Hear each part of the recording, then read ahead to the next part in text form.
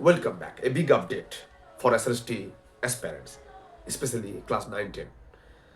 আমরা জানি যে অনেকদিন আগেই 9-10-এর রেজাল্ট বেরিয়ে গিয়েছিল, কিন্তু ভেরিফিকেশন এর কোনো নোটিফিকেশন দেয়নি।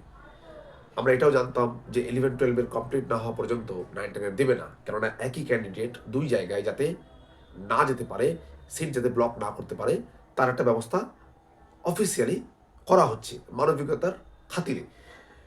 কিন্তু এতদিন একটা গ্যাপ, মিডিলে কোনো ইনফরমেশন ছিল না, কোনো নোটিফিকেশন ছিল না।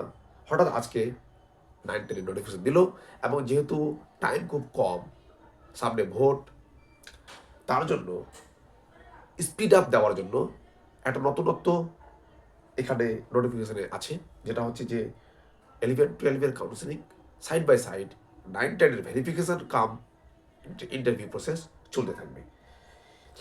Verification of documents and interview cum lecture demonstration একই সঙ্গে 2 মাসের একটা প্রক্রিয়া 23-3 থেকে শুরু হচ্ছে এবং 23-5-এ শেষ হচ্ছে।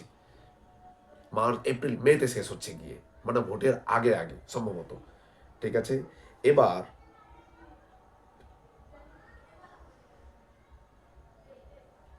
এবার ব্যাপারটা দাঁড়ালো যে এত তাড়াহুড়া কিসের এবার, মানে এতদিনের গ্যাপ, আবার মিডিলে সব কিছু চুপচাপ, তারপর আবার এত তাড়াহুড়া করে। কারণ হচ্ছে ভোট বড় বালাই, ভোটের আগেই সমস্ত প্রসেস কমপ্লিট করতে হতো, প্লাস আরেকটা হচ্ছে তোমার মানে সুপ্রিম কোর্টের যে টাইম লিমিট, সেটাও মাথায় রাখতে হচ্ছে। এবার কাউন্সেলিং ডেট ওয়াইজ আমাদের টেন্টেটিভ একটা শিডিউল দিয়ে দিয়েছে, শিডিউলটা মাইনর চেঞ্জ হতে পারে, অলরেডি বলে দিয়েছে এখানে। সব কিছু কোর্টের নির্দেশ মাফিক হচ্ছে। 11-12-এর 7টা সাবজেক্টের কাউন্সেলিং হয়ে গিয়েছিল, বাকি সাবজেক্টগুলোর কাউন্সেলিং এখানে দেবে কিছুদিন পর। আমাদের subject wise counselling schedule final দিয়ে দিবে, এটা টেন্টেটিভ। এই টেন্টেটিভটা চেঞ্জও হতে পারে যদি সেরকম ভোটের দিনক্ষণ অনুযায়ী চেঞ্জ হতে পারে। কিন্তু কথা হচ্ছে এত কম সময়ের মধ্যে এখন কি করে প্রিপারেশন নেওয়া যাবে, আর ইংলিশ সাবজেক্টের কখন শুরু হতে পারে, এটা একটা বড় প্রশ্ন। দেখো, যে কোনো ইন্টারভিউ, বিশেষ করে এসএসটির ক্ষেত্রে, যে কোনো ইন্টারভিউ ভেরিফিকেশনের শুরুতেই কিন্তু বাংলা ইংলিশ দিয়ে শুরু হয়। এক্ষেত্রেও তার ব্যতিক্রম হবে না, বাংলা ইংলিশ দিয়ে শুরু হবে। বড় সাবজেক্ট আগে, বড় সাবজেক্ট দিয়ে শুরু হবে।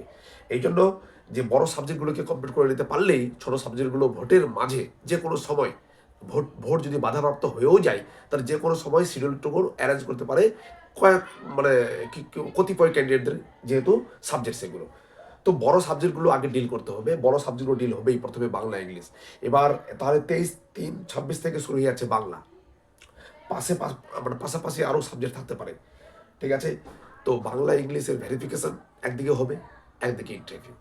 মানে আগে যেমন কলকাতায় গিয়ে 11-12-এর ক্ষেত্রে ভেরিফিকেশন করে আসতে হতো একবার, তারপর আবার ইন্টারভিউর জন্য আবার রিজিওনাল সেন্টারে যেতে হতো। এবার কিন্তু কলকাতায় আর যাওয়ার কোনো প্রয়োজন নেই, একইবারে রিজিওনাল সেন্টারে গিয়ে প্রথমে ভেরিফিকেশন, তারপর ইন্টারভিউ। গতবারে যেটা 11-12-এর ক্ষেত্রে, যেটা রিজিওনাল সেন্টারে আবার ডবল ভেরিফিকেশন হতো, সেটাই 9-10-এর ক্ষেত্রে রিগোরাস ভেরিফিকেশন হবে। সেখান থেকে যদি ক্লিয়ার আউট হয়ে যায়, তাহলে ইন্টারভিউর জন্য সে যোগ্যতা অর্জন করবে।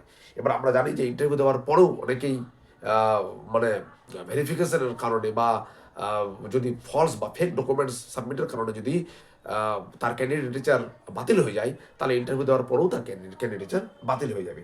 এরকমই নিশ্চয়ই কোনো ইনস্ট্রাকশন বা কোনো গাইডলাইন আসবে, যেহেতু এত কম সময়ের মধ্যে সব কিছু হচ্ছে।